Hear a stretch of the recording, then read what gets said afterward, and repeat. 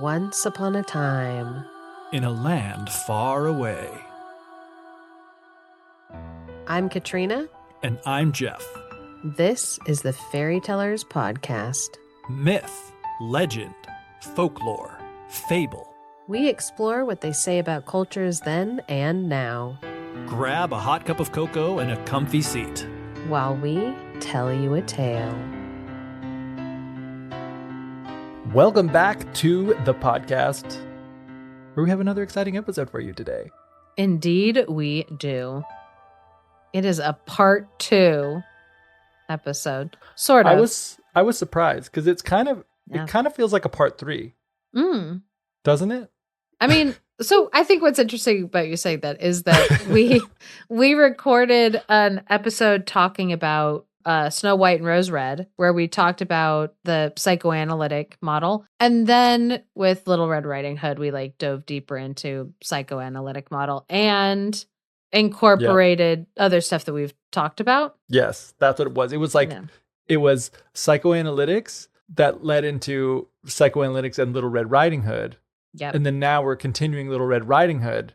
So it seems like it's all 3 parts of a series because they're chaining together, but really they're 2 separate series. That Little Red Riding Hood is the crux. Yeah. The linchpin, the central focus, the synonym for that. I just didn't like the word linchpin because I'm like, that's one of those things I was like, does that have some super racist meaning that I'm just not knowing of? Because I mean, obviously, there's a word in there that is very charged in that sense. Yeah. So I'm like, oh crap, is Katrina and us have to edit that out so that I don't have to? Oh, nice. I do appreciate that. I thought you just were doing rule of 3s and you were like, let me say 3 different and I was like, all right, go for it. So linchpin. A person or a thing vital to an enterprise or organization. A pin, this is where it comes from. The literal linchpin is a pin passed through the end of an axle to keep the wheel in position. So that's good. You know what? Looking at this definition too, I'm like, that is not a correct use of the term that I just used it in anyway. No, it you know what I mean? Is no, it is the linchpin because it's holding these 2 separate episodes together. Thank you. Yes, yeah, no, you used it correctly. You're fine, and without any historically racially charged connotations in it too, except for the ones that we just kind of forced upon it by being wait. But I hope that in doing that we actually were showing look, we know that you, like me, might have had a thing pop into your brain, but we looked it up and it's fine. Well, not to mention I think that it also will accidentally show an evidence that we do think about these things, at least when we. Which goes to show, because there have been times where we've said a word where then people have messaged us and been like, hey, this doesn't seem like something that you would have said knowingly that it was not. And I'm oh, thank you for saying something because you're correct.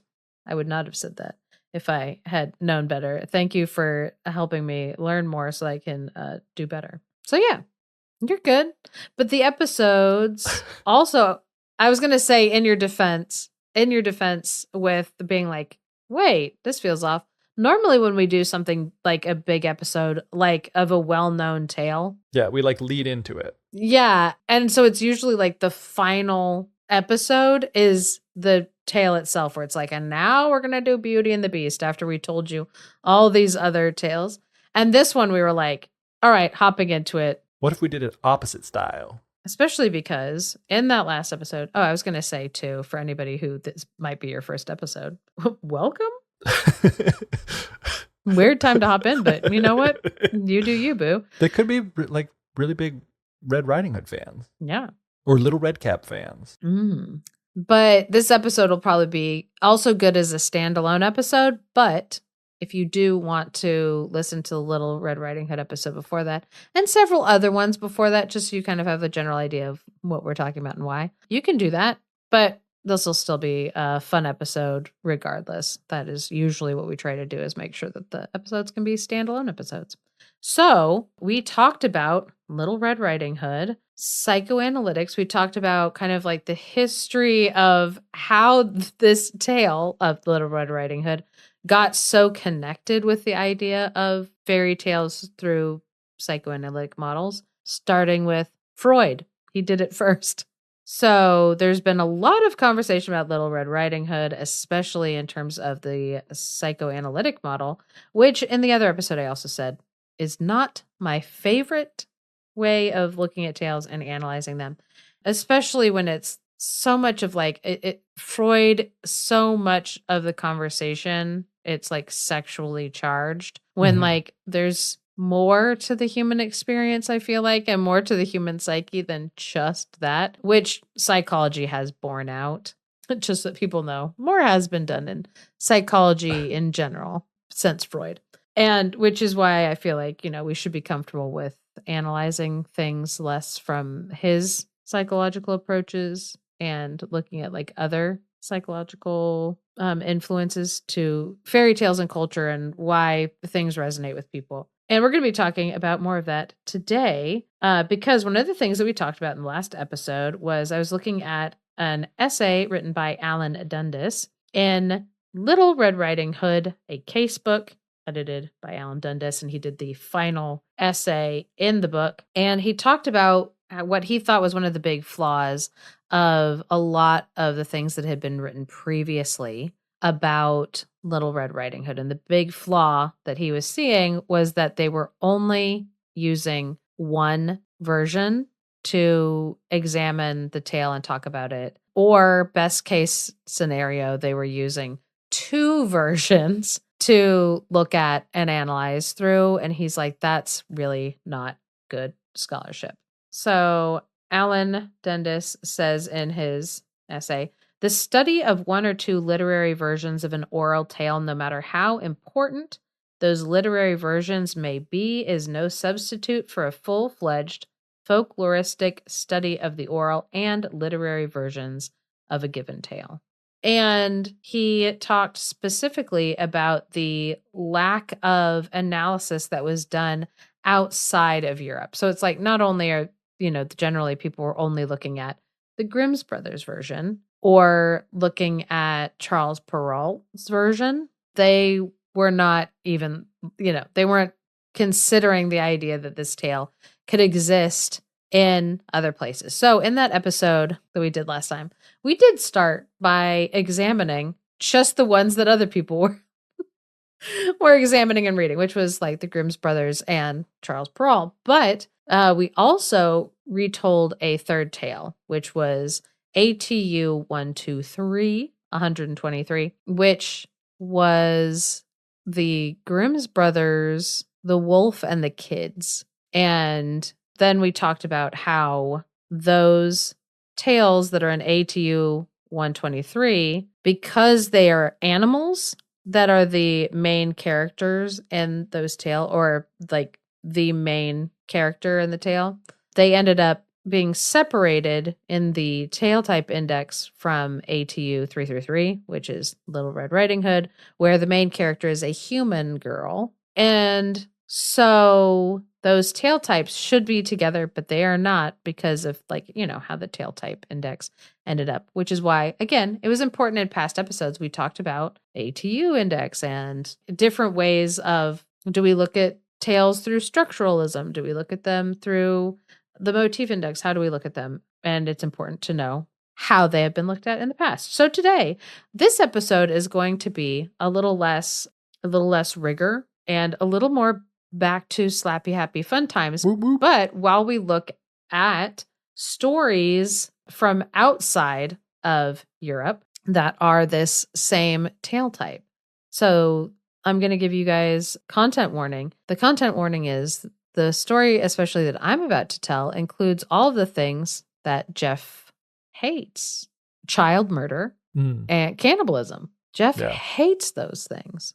They turn up, pretty frequently on this podcast. They do. Which, I mean, I feel like that's how you really found out like how much you disliked those things. Because I think all of us have like a general distaste. That's an interesting word that I used for cannibalism. Yeah. Yeah. And honestly, I obviously don't love it, but it's also not one of those things where it's like, with lots of people, it's like, oh, like content where like, I'm not going to, it's not going to stop me from listening to this tale. Yeah. It's not going to stop me from like enjoying it overall. Yeah. It is going to be like, well, I don't like that happened in that story a lot. I really don't like it. Because there's like lots of, it is interesting because there's other things where it's like, I know it's just a story. Like horrible things that happen in these fairy tales. Like, children that are killing their stepmothers by slamming their heads in like the trunk. And that's the protagonist of the story. And Yeah. I'm like, beautiful. I love this. This is amazing. You know what I mean? But Yeah. then it is those things. Children dying and cannibalism. I'm just like, not cool, man. Yeah. Not cool. Anyway, but let's do it. You're like, it's go time. So this first story I am getting actually from inside of Little Red Riding Hood, a casebook edited by Alan Dundas. It was included inside of an essay by Wolfram Eberhard, and he was specifically looking at ATU 123 and ATU 333 tales that were being told inside of China. And I do want to mention this from the outset that when he was carrying out his fieldwork, it was in 1967 and 1968 when Taipei, Taiwan was considered part of China. So in his essay, when he said that he did this work in China and that these are Chinese variants, he was recording them in Taipei, Taiwan. And I am mentioning that because I know that that is a sticky subject. Mm-hmm. But he does say also that the stories that he was collecting in Taiwan were usually from like a group of people that historically had come from like a very specific part of China, like a province in China, which if people are interested in getting into the specifics, you can find this book with this essay inside of it on archive.org. So if anybody is like interested in getting into the kind of more nitty gritty of like which southern part of the province in mainland China these people came from, you absolutely can dive into that. So he was looking at these stories and trying to collect all the different, as many variants as he could.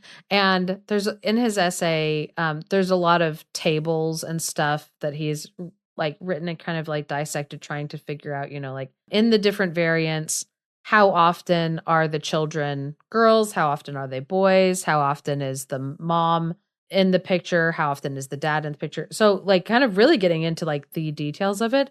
And then also parsing out different aspects of the story, including like that it was interesting to him that when women were telling the story, the children were girls, and the only time that the children were boys was like a handful of men when they were retelling the story, but not all the men. And I was like, okay, so he's like really getting to the nitty gritty.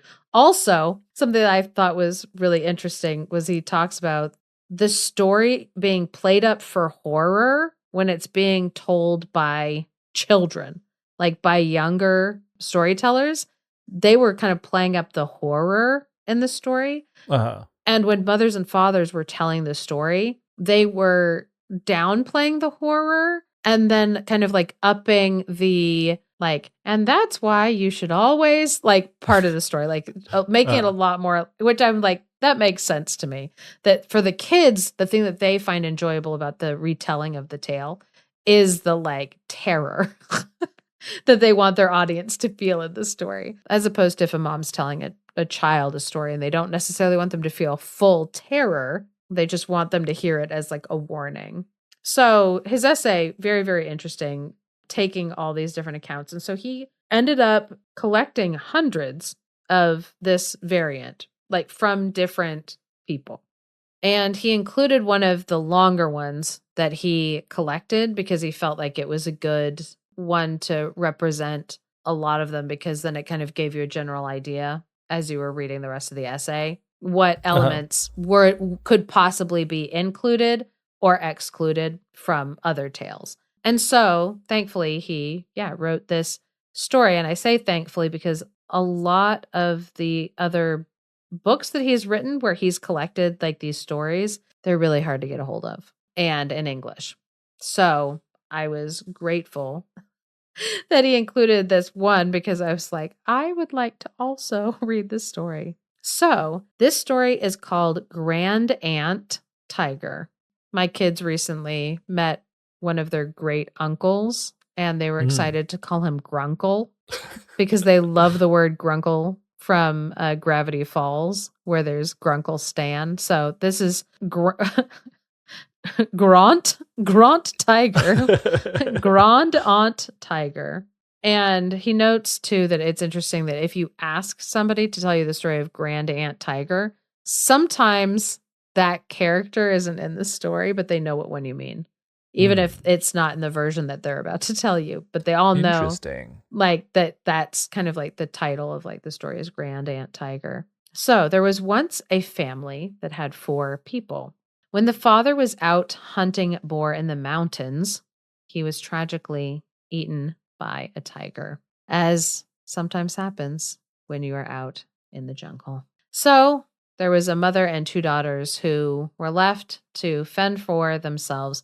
And one day, the mother needed to go to her mother's house to, it says, select a son-in-law. So she's looking for a good match for one of her daughters. So on her way on the trail, she meets an old woman.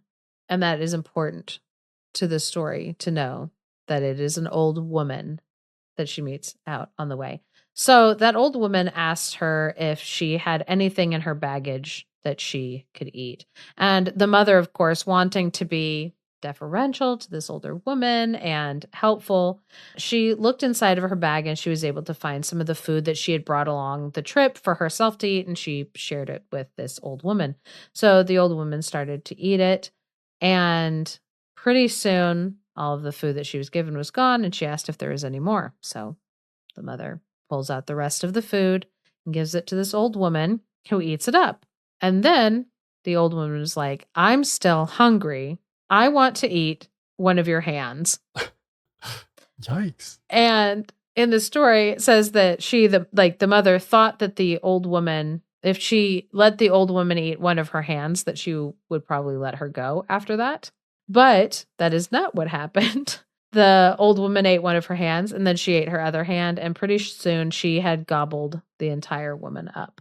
So after the old woman had eaten the mother, she decided, you know what? I'm going to go back to this lady's house. And so arriving at the house, she called out to whoever was inside, open the door, open the door. And these little girls inside the house heard the mother, or heard the old woman calling, but thought that like, oh, is that mother coming back? That was really fast. She shouldn't be coming back already.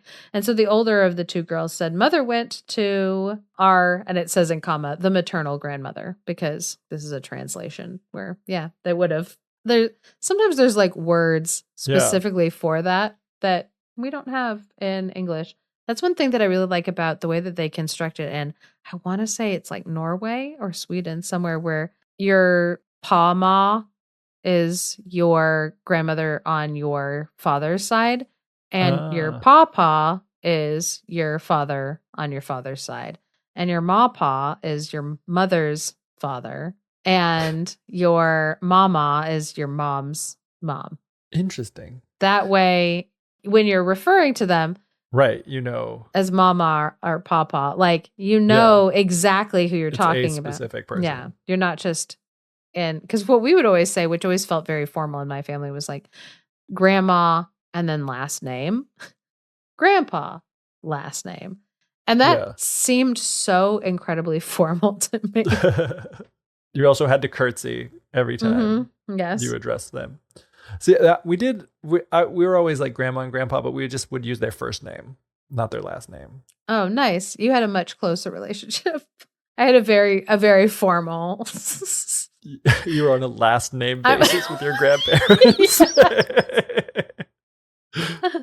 Which it was shocking. Like when I like found out, you know, my grandparents' like first names, or when somebody would be like, oh yeah, Marlene was saying the other day. I'm like, who the heck is Marlene? Never heard of this woman, because I don't call her Grandma Marlene. Oh my gosh. I don't know her like that. All you need to say is Marlene. That's definitely a grandma name. Yeah, oh, for real. Anyway, so the older girl said, mother went to the maternal grandmother's house and she'll return tomorrow. And then the girl continued that their mother's voice is like a bell, but the voice that they're hearing outside their door is very hoarse.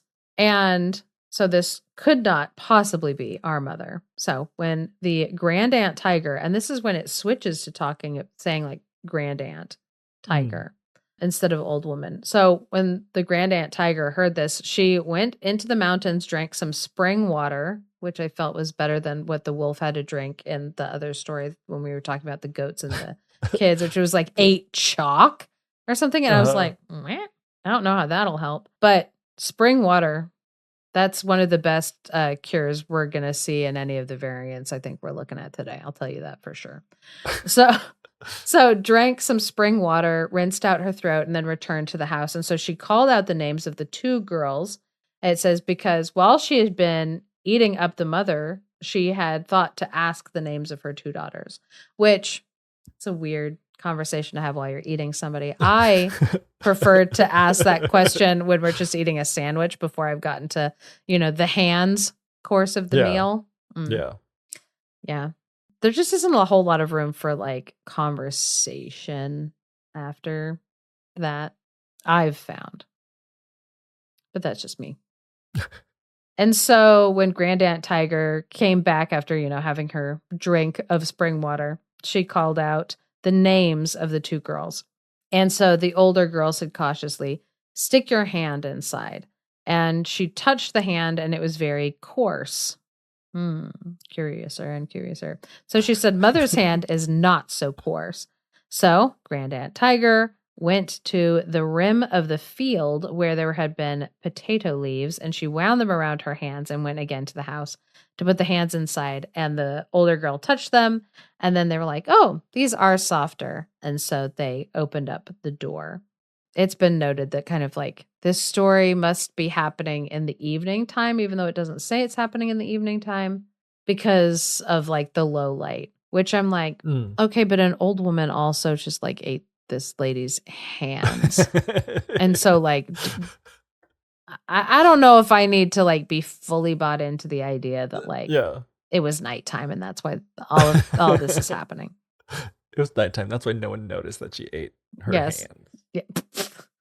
Yeah. That's why she was like, "Oh, okay, yeah, I'll let you eat my hand." So anyway, so when she got inside, the older girl said to her, "On Mother's face, there are no moles." And Grandaunt Tiger said that on the way over back to the house, she had fallen down, and that's how she had gotten like the scratches on her face or the like blemishes on her face. Then Grandaunt Tiger said, "And anyway, I'm not your mother. I'm only your maternal grandmother arriving from very far." So in different versions of this story, and this is why it's called Grandaunt Tiger, there are kind of like different reasons given for who this person is. Yeah. And one of the things that she says when she gets to the house to explain her presence there is, "Oh, when your mom arrived to your maternal grandmother's house, your mother like was very sick, or she's like not doing very well. And so she sent me, your grandmother's sister, to come back to take care of you kids." And so it's a grandaunt is a relative it is a relative, but not one that you would know. Yeah. It's like, it's more likely that you don't know them very well. Because like if you ask me right now to name all my mother or all my grandma's sisters, I would not be able to do that. Because that's the other thing too, is like, I was thinking, I probably do for whatever reason. I mean, there are a lot of people that actually probably even more than me. Well, definitely more than me. Because again, I would say I'm probably whatever. I do know some of my grand aunts and uncles, but only a few. You know what I mean? Like not all of them. So like someone could be like, "Oh yeah, I'm your grand aunt." Or your great aunt or whatever we call them. Yeah. It's like, "Oh yeah, I'm your great aunt. And your grandma told me to come and check on you." That's like plausible. Yeah. Because it'd be like, I don't know every one of my great aunts. So like, okay. Yeah. Whereas if someone's like, "Oh, like I'm your aunt," I was like, "Didn't see you at the family reunion. Sorry." Yeah. Because I know that like I have met several of these people at my grandparents' like 50th wedding anniversary, at my grandma's like 90th birthday, at her 80th birthday. Like, because I'm like, listen, at her 90th birthday, I don't think any of them showed up because they're dead. So they were there in spirit. Yeah. So I did not see them. Because you were not gifted with the sight. Yep, for sure.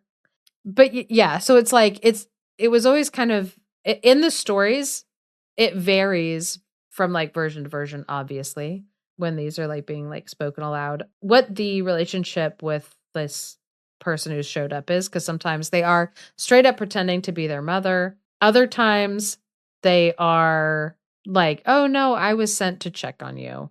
I'm here to like babysit you, watch over you, whatever. So whatever the excuse is, but there has to be an excuse. Mm-hmm. And in this one, I think it is funny just because it's like they made this person go through the trials of you're not my mother, she does it. And then at the end, you know, the tiger gets inside, or the old woman, Grandaunt tiger, whatever this magical kind of entity is, gets in and is like, oh, I'm not your mother. I'm your grandaunt. And that's fine. So anyway, so in the evening when everybody was getting tired, Grandaunt tiger asked both of the girls to sleep in one bed together with her, which is weirder probably to us in most contexts than it would be then, because it was super common to have everybody else like sleeping together normally, especially like if they were younger children. So they all climbed into bed together and they slept until the middle of the night. And then Grandaunt tiger got hungry. And so she just started eating, you know, the younger girl. You might as well. Just a little snack. She's a little peckish.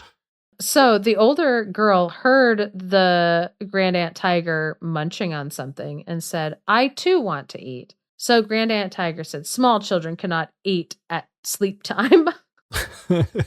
She's like, no, only adults get to have midnight snacks, not little children. But the little girl kept pestering her. And so finally, Grandaunt tiger decided that what she was going to do is just give her some of her younger sister's fingers to munch on. But the older sister, upon receiving these fingers, almost immediately realized that something was wrong. Thank goodness. In some versions of the story, the little kid does end up eating their younger sibling. But not in this story, Geoff. Not in this story. Oh. She noticed that she had been handed her little sister's fingers. That's nice. Comforting? Yeah. Good. I want you to be comfortable. Anyway, so the girl in that moment kind of knew, oh no, this person is not my great aunt. She's not my maternal grandmother's sister. I think that this is another entity. And it's kind of like left ambiguous what that other like entity is, but there's this idea of like a magical creature, like an evil spirit that like lurks in the woods and takes many shapes, some of which could be a tiger and can also change into like human form. So she said to Grandaunt tiger that she needed to go outside and pee, which great. Me too. I also would need to. And so she was like, I need to go outside and pee. I have to go to the toilet. It's outside. I need to go outside. Please let me go outside. I just need to go outside. It's about pee. It's not about that you handed me my sister's fingers. That's not the reason. It's because I have to pee. So Grandaunt tiger told her, you know what? Why don't you just pee in bed? Just pee in the bed. Don't leave. Just pee in the bed. Which I'm like, yeah, now you know that this person isn't a caring maternal figure. No, I'm like, I can't think of any parent who'd be like, just pee in the bed. It'll be easier for all of us. Like, no, it will not. No, it will not. Only on like matters of life and death. Yeah. Would it be like, you know what I mean? Pee in the bed. Yeah. Cause I'm like, if you're on like a road trip, I can't even imagine me like being like, I have to pee. And my mom being like, just do it in your seat. Yeah. It's like you would find some way. Yeah. Even if it's like on the side of the road. Anyway. So she said, so the little girl replied, no, you came to visit us, and I would be ashamed if I had to subject you to the odor of me, like, peeing in the bed. No, you came to visit me. It'd be really embarrassing, and you're our guest. I shouldn't force you to smell my urine. Peeing the bed. Yeah. Very polite. And so she was like, if you're afraid that I might lose my way and get lost, you could just tie a rope to my leg. And so Grandaunt tiger went looking until she could find something as a rope. And she couldn't find a rope. And so and I'm sorry about this, Geoff, tied the younger girl's intestines around the older sister's leg to use as a rope. I said I was sorry. Yeah, that's crazy. That is insane. Yeah. I'm sorry about that. She laughs after. I'm like, sorry. Hashtag sorry, not sorry. Sorry, not sorry. And so when the girl went outside, and I guess Grandaunt Tiger stayed inside in bed, munching on her midnight snack, the older daughter, she like quickly like untied the intestines from around her leg, and she tied them to the water bucket. And then she started to climb up a big tree near the house. So after a while, Grandaunt Tiger was like, she's been gone a really long time. How is she not coming back? And she's probably like, oh, I get it. It's a number 2 situation. Anytime somebody's gone to the bathroom too long, you're like, well, now I know they weren't peeing. And then you judge them. No, you don't. No one's judging you. If you're listening to this right now and you've ever been concerned that if you don't pee fast enough in the bathroom, that everybody is sitting at the party thinking, I bet they're taking a giant dump. They're not. No one's thinking about you taking a giant dump. I am. I don't know. I don't know that you can say that. No one is judging you. That is true. No one is judging you for taking a giant dump, but they definitely are thinking that you are. They definitely have already decided that you are. Either doing that or cocaine. Yep. And that's why I like to always leave a little trace of powder on the counter after I leave every bathroom. So they go in and they go, oh, she wasn't pooping. She was doing lines off of this counter. I'm like, thank goodness. Crisis averted. So anyway, Grandma Tiger or Grandaunt Tiger was like, what's taking her so long? So she starts pulling on the intestines, and she could feel that they weren't like loose. So she was like, oh, okay, this is still connected to something. There's something still out there. Okay. So she waited a little while longer, and then she got a little suspicious. So she started pulling again and pulling tighter, trying to drag back.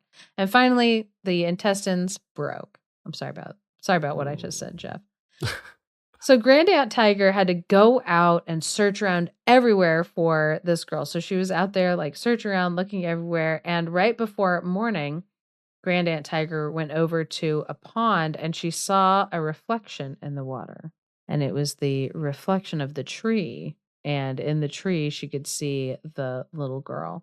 And so she said to the girl, what are you doing up in the tree? And the little girl said, oh, I like to come out here and catch birds so that I can give them to my grandaunt for breakfast. So please, Grandaunt Tiger, go into the house and start boiling some oil and bring it to the tree. And then I can fry the birds in this oil. And so Grandaunt Tiger went into the house, started boiling up a pot of hot oil. And when it was ready, she ran out to give it to the girl to put the birds in. And the older girl took the boiling oil and poured it down into the mouth of the Grandaunt Tiger. And Grandaunt Tiger cried out and died. Good. So before we get into kind of like the slappy, happy, fun times of like the other 2 stories that we're going to be retelling, I just wanted to tie it back to kind of what we had talked about in the last episode when we're talking about how so much of the psychoanalytics that went into this story were very much focused on like, oh, the wolf is a man. He represents a male carnal sexual desire. Women have to watch out to be attacked and like raped by older men or not give in to what looks like the easy path that's actually treacherous. That's this like man. And absolutely, I think like you can put in metaphors into stories. And that was Charles Perrault's like main objective when he wrote that story, particularly his version, was to teach that lesson explicitly. That was the story. He included it in the moral. And so for people to analyze that story and say, oh, there's this message underlying in there about young girl. Well, yes, of course. Yes, there is that message in there. He clearly stated that message is in there in his story. But if we're talking about the ATU 333 as a whole, looking at that tale type broadly as like, is this the whole tale type a story about that specific thing? No. That's why it's important to be looking at more than just one variant. If you're trying to say that a tale type is this one thing, then you have to be showing multiple different tale types and examples from different regions that all carry that same message inside of it, that same like underlying psychological shared meaning. And we take this like one variant and it wasn't just one variant, because as this like author was showing in his essay that there are many variants in China. There's also ones in Japan and in Korea. Completely different message, especially when it's like now the entity in the woods, there's still a scary entity in the woods, but it's not a man.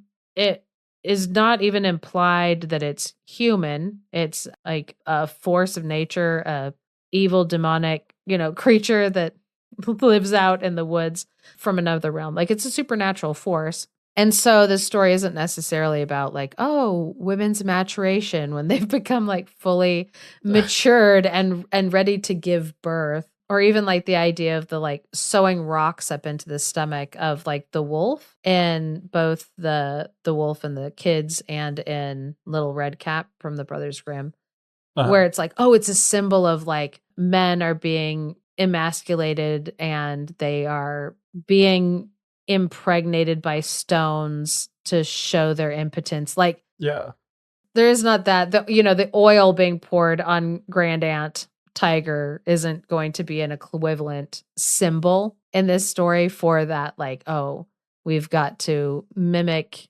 like the impregnation of like anybody. So all of that to say that for this episode that's like this like follow-up of Little Red Riding Hood and talking about that, like it is important to be looking at other variants. And now Geoff is going to be retelling us a tale that is from Japan, and I, for the life of me, cannot remember if we did this story in a yokai episode, in a Moon Tales like Celestial Stories episode or not, or if I've just read so many like stories at this point that I was like, oh, I know this story. This is so familiar to me, because I also have a book that is it's a Korean folk tale that is very, very, very similar to the Japanese one that Geoff's going to be retelling. And it is The Sun Girl and the Moon Boy. And in this story, it is same type of dealio of a woman needing to leave her kids alone while she's going out to the market and tells them, don't open the door for anybody. And she is killed by a tiger. And then that tiger, pretends to be the mom when it goes back to the house and is coming after the kids. So this story is same ATU 1, 2, 3, but from Korea. So I don't know if we've retold this story before, but whether we have or not, you will be enjoying Geoff retelling it right now. Yeah, and I do think we have, because it's very familiar to me as well. And I think I remember because it was an episode that I was leading. I feel like it was an episode that I was leading, which there aren't very many, and there has not been one for a long time. And maybe this the yokai one was possibly the last time that happened. But I very distinctively remember like the name of the yokai, because it has a specific name for the type of creature that is like coming to torment these children. And I remember, I do remember that. So I think we have, but also we're talking about like completely different, different context. Because I think with that, it was like we were just saying, oh, here are a bunch of yokai, and we're talking about the things that like what makes a yokai, and there are like lots of interesting things we could talk about there. But then talking about it as tail type 1, 2, 3, like this is the first time that I'm like, oh wow, like even thinking of the fact that it even thinking of it in the context of tail type at all. So no, and especially because like when we were retelling it, we definitely, we were focusing on talking about the yokai. We definitely weren't saying, now how does this story compare to Little Red Riding Hood? Yeah. Like that definitely was not the conversation we were having. So this story, a very, very long time ago, there lived a father and a mother and 3 children. 1, 2, 3. Yummy. When the youngest child was still a wee little baby, the father died. And on the 7th day after his death, the mother went to go visit her passed away husband's grave, and left the 3 children at the house alone. In these mountains around the house, there also happened to be a frightful old Yama-uba, which in the episode we talked about before, it was like, it took me a second because I was like, wait, this doesn't sound familiar, Yama-uba. But it was Yamamba is the word, which is another Right. word for the same creature. But in this one, it says Yamuba. Yeah. And I had to stop myself the entire episode from making some like your mama joke. Uh-huh. And I think like at the end of the episode, like I think it was like I can't remember if it's we stopped recording and then I was like, your mama, just because I had been Just had to get it I had out. been fighting it the entire time because I was like, Yeah. Katrina, now's not the time for your dumb joke. But now, And whoever now put it this is. collection of tales together, it's funny. Now's the time for the joke, and we aren't even talking about Yamamba because it's Yamauba. Yeah. They were trying to prevent that by using this name for it Yep. instead. But Yeah. and what a Yamauba is it like puts in a translation here. It's like malevolent ogress, and like an ogre is like there's like lots of different types of ogres in Japanese folktales, as we learned in our yokai episode. So you should go listen to that one, episode 96. It was a really good one, I thought. Anyway, so the mother's actually explaining this to the kids. She says, in the woods around this house, in the mountains around this house, there is a Yamauba. So while I'm gone, if someone comes to the door, do not open the door, because it's probably going to be that Yamauba. And with that, the mother left. And a little while later, what do you know? The Yamauba comes to the house and she calls to the children, your mother has returned now. And then the kids are like, I don't know about this. So they're like, put out your hand. Let us see your hands. And so the Yamauba stuck out her hand and they saw that it was covered with hair. And the kids are like, our mom's hands are like way smoother than that. You are definitely the Yamauba. And the Yamauba was like, drat, went away, borrowed a razor and shaved the rough hair off of her hands. And then she took some buckwheat flour and smoothed them over her hands. I guess like maybe it makes for a good moisturizer or something. I don't know. Just to smoothing them out. And then she came back to the children's house and says, your mother has returned now. And the children are like, oh yeah, let us see your hand. And the Yamauba stuck out her hand and the children felt it. And, it felt pretty nice, very smooth. But they could hear that the Yamauba's breathing was rough and her voice sounded like, quote, someone rolling kettles down a mountain canyon. Yikes. And they're like, our mother has a much nicer voice than you, said the boys, which they were all boys. I don't think it said that until now, but all three of the kids are boys. And so with that, getting her raspy voice called out, the Yamauba went and drank some water. Not just any water, but water that red beans had been soaked in, which is good to soothe the throat, I suppose. And this time, the Yamauba, I almost wish it was Yamamba. I didn't mess up Yamamba as much as I'm messing up Yamauba. The Yamauba came back and knocked on the door. Ton ton, which I love in this. They use like the like Japanese onomatopoeia. There's like a bunch of them in this story, which are like a really fun thing because there's like a ton of different of these like onomatopoeia for like everything in Japanese. But so ton ton is the one that's for knocking on a door like this. And the Yamauba says, your mother is late, but she has finally returned. And this time, the Yamauba's voice was just like their mother's. No. Bean water, it's magical fruit. Yeah. And so the boys are like, oh, this must really be our mom. So the boys opened the door and the Yamauba, disguised as their mother, came into the house. And when they went to bed, the two older boys slept in one room and the youngest boy slept with the disguised Yamauba in another room, as they usually did. Like this boy usually slept with the mom. Yeah. And in the middle of the night, while the two older boys were sleeping, they heard a sound. And that sound is another amazing Japanese onomatopoeia. Kori kori, crunch, crunch, coming from the next room. Kori kori, kori kori. Mother, what are you eating? They called. And the Yamauba mother said, I'm eating pickles. And they're like, oh, pickles, please give us one. And they're like begging and begging. And so she tears off one of the fingers from the youngest boy's hand and threw it to the older boys. And when they picked it up, they saw that it was their little brother's finger. And they realized for the first time that this was not their mother, but it was the Yamauba. And they let it into the house. Oh, no. And so very quietly, the two boys got up out of bed. They took a jar of oil and walked out of the house. And they tiptoed through, the surrounding area and got to a tree by the front gate, and they climbed up the tree. And then once they climbed up the tree, they took the jar of oil and poured it on the tree trunk below them to make it super slippery. So it would be hard for someone to climb up after, which I was like, that is next level move. And so not long after that, the Yamauba discovers that the boys had escaped, and she's like, "Oh no, I gotta get them!" So she runs after them, and when she gets by the pond, by the front gate, she looks in the water and sees the reflection of the two boys in the water, which I like could picture so well. I'd like, this is hilarious. It's like a Scooby-Doo episode almost. She's running out, sees the water and sees the reflection of the two boys in the water, runs back, grabs a net and tries to use the net to scoop them out of the water and gets the reflection. She's like, oh, she couldn't do it.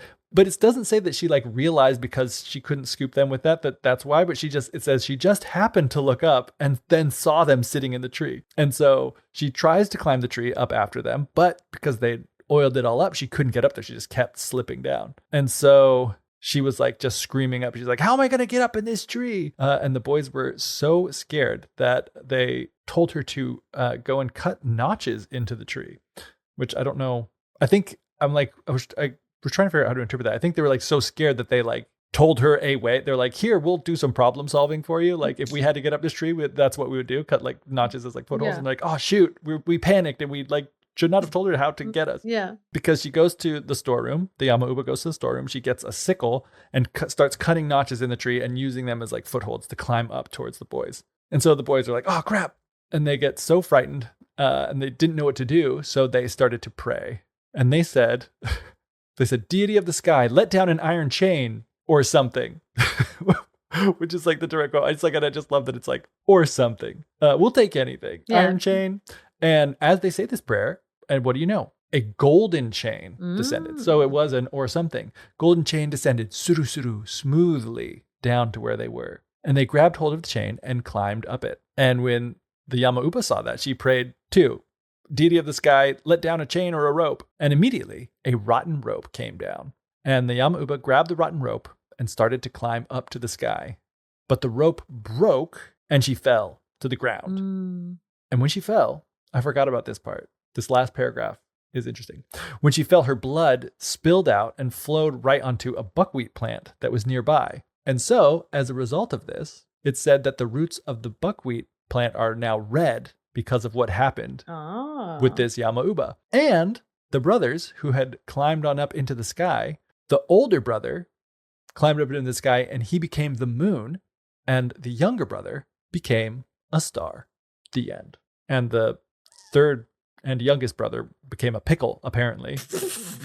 Oh, so terrible. Yeah, I'm like, I find it super interesting that when you're looking at tale types and you're trying to figure out like which ones are alike, which ones are different. This one, it's very like I feel like I would have a really hard time looking at it and thinking that it is a Little Red Riding Hood story.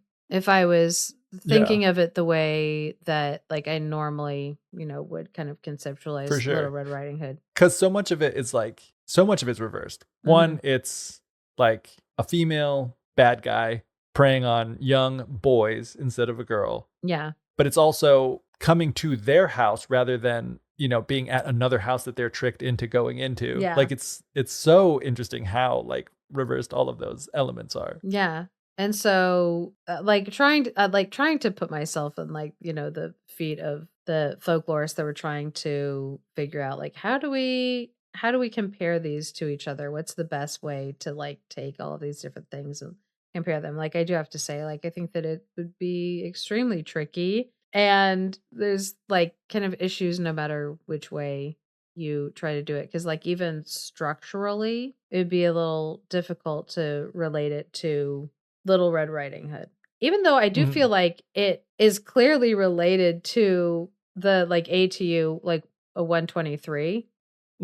It would be very hard because those two, and here's one of the things we talked about in the last episode as well, is like because they split up those two tail types just because of the element of like main character animal, main character human, because they split them up where they did, then this story that is even more dissimilar from Little Red Riding Hood, like it gets it even farther away from like compared to each other. Because if you see that they are related tail types to each other, that they do have so much in common, again, this one becomes harder to look at the tale the same way that, Bruno Bettelheim wanted to look at and analyze Little Red Riding Hood. Because it's like, okay, now you have this female embodied supernatural entity, this like yokai, this like creature that's halfway between a monster and a god deity, but female presenting in some ways, attacking these young boys. And so it very much is like, okay, now this story, psychoanalytic wise, even if you were, coming at it from that same like lens of like looking at it through sexuality and blooming sexuality, it complicates it so much to be like, yeah, I don't see that in that tale. Yeah, not at all. Like I can't even like stretch the imagination to make it work. Yeah. And I'm usually pretty good at doing something like that. Yeah, I just really can't think of anything. Yeah, you're like, menstruation. Where did I see menstruation in this story? Like the red beans, her blood spilling on the ground at the end. You know what? Like, you're right. Or maybe that's like childbirth. Yeah, because when I was listening to you retell your story and being like, wow, that's crazy similar, and knowing that we were also still talking about some of the psychoanalytic stuff, or at least coming off of the psychoanalytic stuff. I was thinking of like the other, like the archetype of like the devouring mother or whatever, which is like, that's kind of, I was like, maybe they would like try to make it think like this way, but it's like, okay, but that goes against what you're kind of saying about like what it's saying about our psychology, because or maybe it doesn't, I don't know. But I mean, it kind of does. It's like, it's the same. No, it totally does. Man, I'm going back and forth. I'll tell you what is tripping me up. For the first thing I'll say is like, it messes it up because you can't, if it's the same tale type, it's the same type of story, it comes from the same kind of a place, then like it can't both be about like men as perpetrators of sexual violence and the devouring mother at the same time. Yeah. Counterpoint to that is, I think they would probably say, well, this is a different tale, which I mean, they're not even wrong, because tale 1, 2, 3 and Red Riding Hood, 333 or whatever. It's like, well, even by this standard is a different tale type. But also, like we mentioned before, like these tale types are to some extent divided on like arbitrary lines. And so it's like, well, even if they had been the same tale type, maybe it is, it's just because of its arbitrary, classification that's the case. But even that said, that's giving them the ultimate benefit of the doubt. Okay, fine. They could make that comeback and they could say that this story is a different story about, the devouring mother or whatever. Yeah. But are they considering, like we said, all the different, because in this little blurb in the book before that I read my story from, it's talking about how there's like variations of this tale in Korea. And it says like some other collection contains 45 different Chinese variants. It's like, and in all 45 Chinese variants could the same things be said. It's like, I don't know. And then, like, I mean, I do think that it's like interesting to look at and say, like, okay, well, then maybe the stories that are from China are different because psychologically, the people who are telling the story had different psychological needs, like for their stories, which I do think is true. And is fair. Do I think that necessarily that like those like differences that are in the stories are talking about sexual repression or like gender roles or whatever? Not necessarily, you know what I mean? Like, yeah, but it is, because again, I know I've said this like multiple times, but looking at things and the psychology, I mean, obviously it is our psychology that shapes stories, and even like our culture and our cultural psychology, like who we are psychologically as a culture together, the worldview that we are shaped by and that we shape our stories through. Mm-hmm. And so it kind of goes back to like what Alan Dundas was saying of needing to look at more than just one example of a tale type and then saying everything in this tale type is this, when it's like you are just talking about, when you're talking about one tale, you're talking about one tale. Yeah.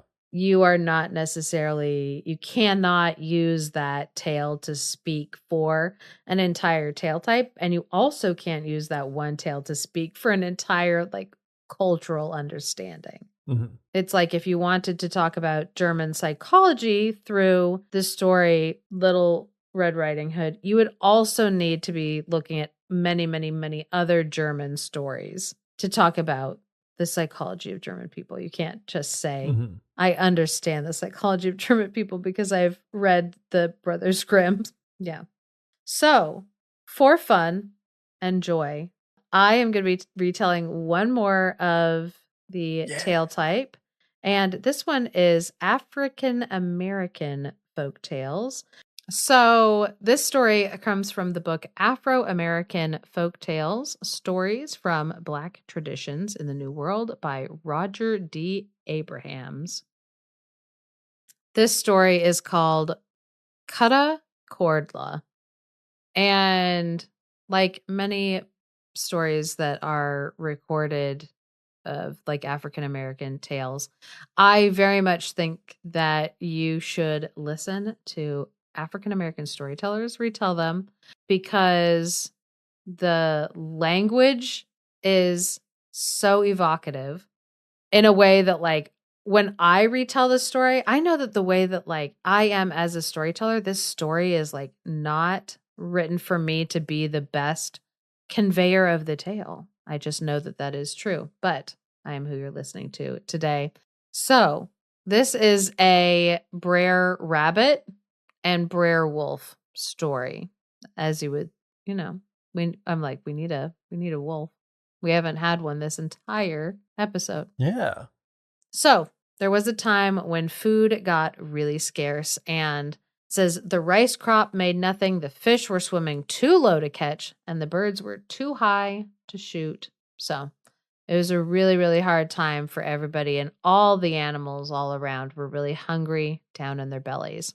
And Brer Rabbit and Brer Wolf decided that if they put their heads together and thought about it, the two of them could probably figure out something that they could do.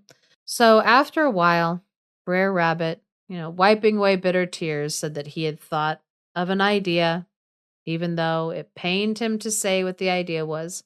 He knew that it would, get some food in their belly for a little while. He said, we are just going to have to kill and eat our grandmothers. Gee. Nothing doing, like sometimes I hate to do it, Geoff, but sometimes we just got to kill and eat our grandmothers. Luckily, my grandmother doesn't listen to this podcast. She'd be like, excuse me? What are we doing? Anyway, so Brer Wolf, that also made him really sad just thinking about, having to do that. So he also was crying for a little bit. And Brer Rabbit said, if you're going to take it so hard like that, it'd be better for you to kill your grandmother first and get it over with so that you'll be done with your grieving faster. That's not how grief works, but seeing how upset you are about it right now, you should probably just do it fast, get it out of the way, The first cut is the deepest. So, Brer Wolf, he dried his eyes and he went out and he killed his grandmother. Hate to say it, but he did. Killed his grandmother. And then together, they, for days, were eating his grandmother. It said they ate and ate day and night until it was all gone. And by it, they mean she. Poor Mama Wolf, Grandmama Wolf. Isn't that interesting, though? They ate a grandmother wolf. It's not really what you're expecting in a Little Red Riding Hood story. And also, like the fact that the rabbit tricked the wolf into... Yeah, the rabbit's like, my grandmother wolf, what big teeth you have. He's like, what big legs you have. What big succulent thighs you have. All the better to eat her with, my dear. Anyway, so they, after a few days, finished up eating the grandmother. And it wasn't that long after that, hungry times came to them again. So Brer Wolf went to Brer Rabbit and said, hey, Brer Rabbit, we're hungry again. Things have gotten rough, not going good. Our luck hasn't changed. Let's kill your grandmother so we can have something to eat. And Brer Rabbit, he lifted up his head and he started laughing. And he was like, Brer Wolf, you think I'm going to kill my own grandmother? I couldn't do that. What kind of a sick freak would kill their grandmother? And Brer Wolf obviously got pretty mad about that. It says he was tearing at his hair with his claws and howled in rage.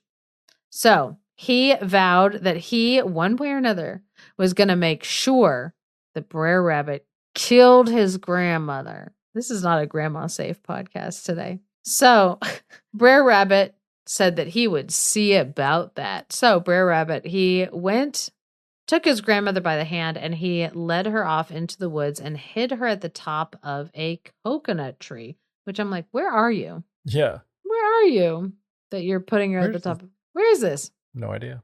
Anyway, he told her that she needed to stay up there quietly. And it says in those days there were lots of coconuts, which I'm like, it's an interesting aside.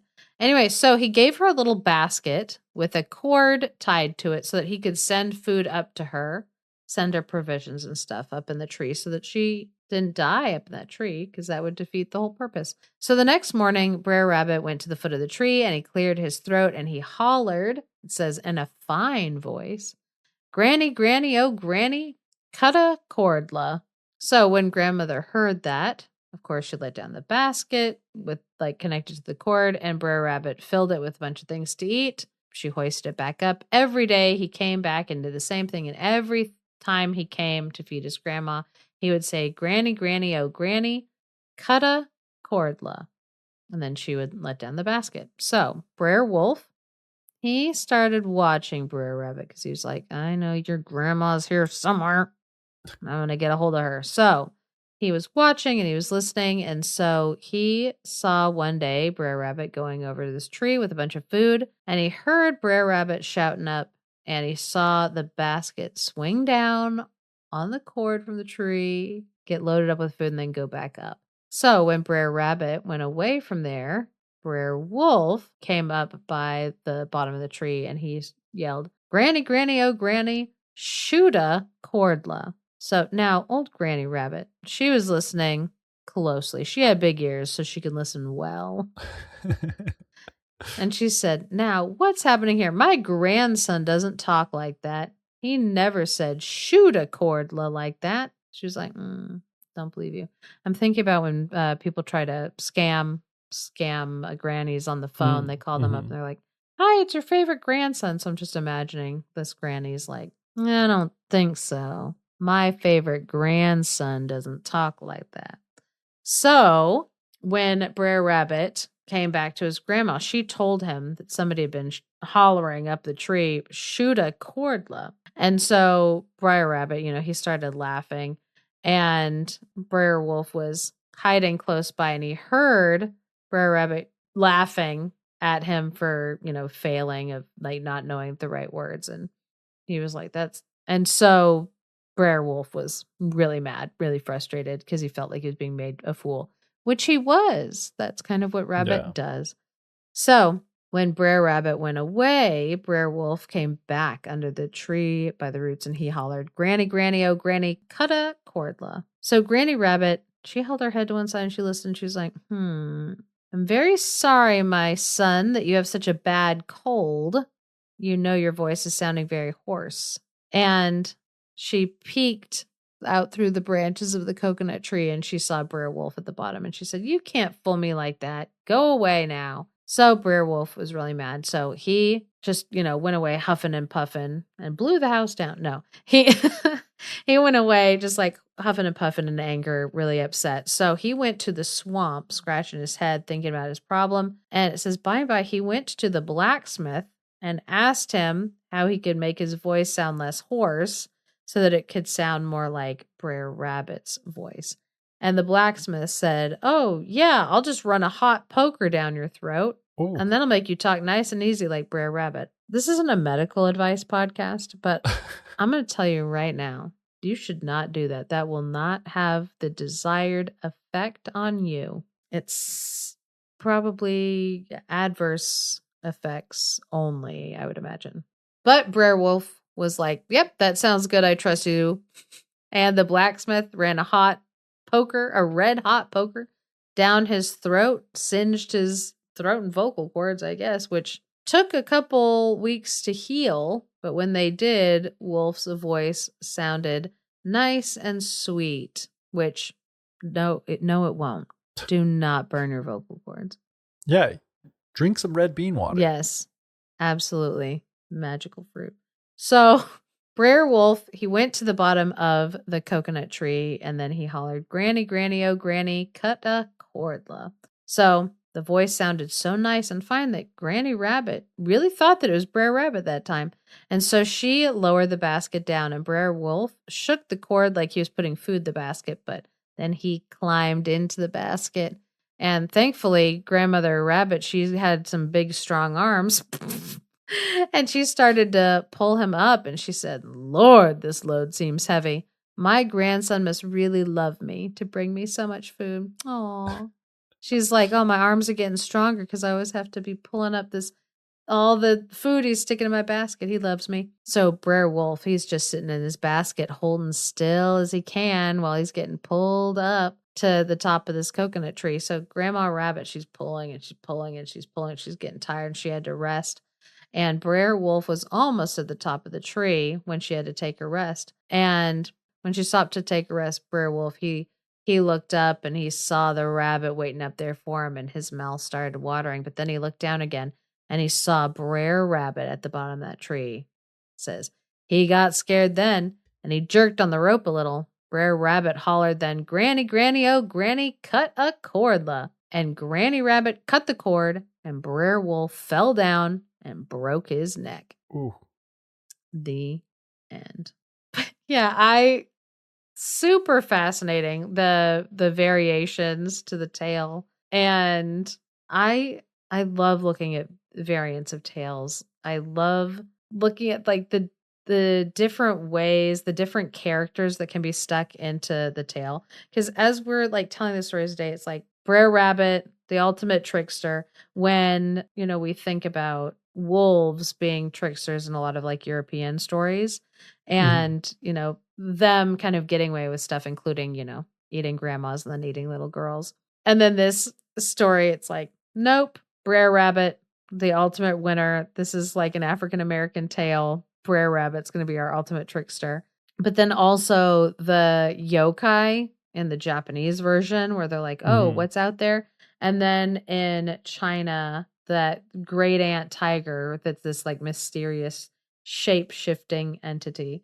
It's just really interesting to look at how stories, as they're used in different contexts, how they change to fit the landscape that they're in. But also good to examine why, when scholars and academics want to look at, certain tales, to examine what they can find in them, especially when we have like kind of new lenses to look at things through, whether it is, like looking at it through a feminist lens or a political lens or the psychoanalytic lens that was really, really popular. It's also good to remember that you need to look at multiple tales and what it says if you want to speak to the broader tale types, as like, oh, this proves that these tale types all like, no, then you need to be able to pull multiple tale types. You have to actually prove it by looking at a lot of things. But also, I think it's just fun to examine, how a story that to us seems really, really common, Little Red Riding Hood. It's a classic. We all know it. And it's interesting to look at other variants of the tale, other ways that it can be like rehashed, retold, and then how other cultures and people get a hold of it and put the characters in it that speak to them.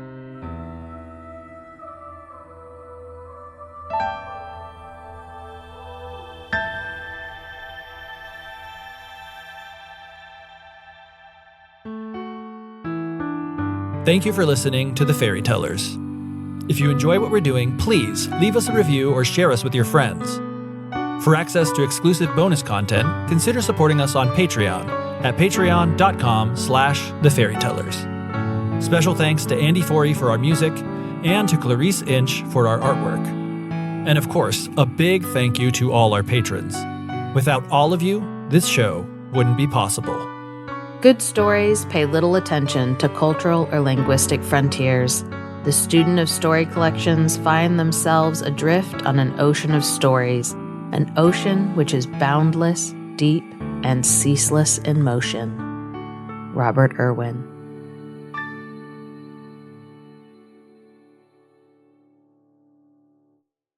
Is that the end? Maybe. Can I go to bed? You can go to bed. I don't have anything else to say. Cutta Cordla.